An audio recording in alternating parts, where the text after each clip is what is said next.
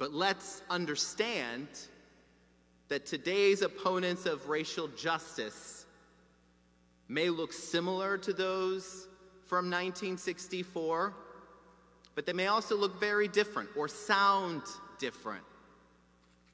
We should ask ourselves, what would Dr. King think about the effort to ban critical race theory from Florida public schools? Something proponents of the effort know very well is not actually taught in Florida public schools. Would he see it as a way to stop the indoctrination of our nation's youth with hatred towards one another and towards America?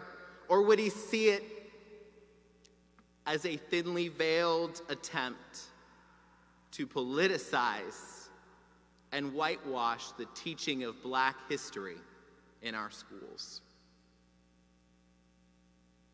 MLK, in his Nobel Peace remarks, he quotes the philosopher Alfred North Whitehead, who says, "We live in a day when civilization is shifting its basic outlook, a major turning point in history where the presuppositions on which society is structured are being analyzed, sharply challenged, and profoundly changed."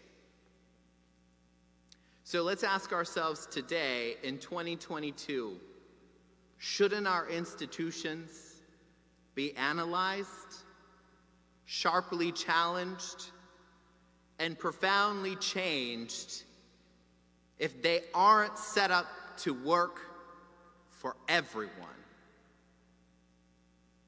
Today, some may call the need to analyze, shift, or rethink assumptions as being woke.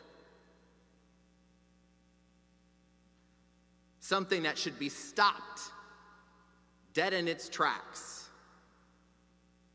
MLK explains, "The great masses of people are determined to end the exploitation of their races and lands. They are awake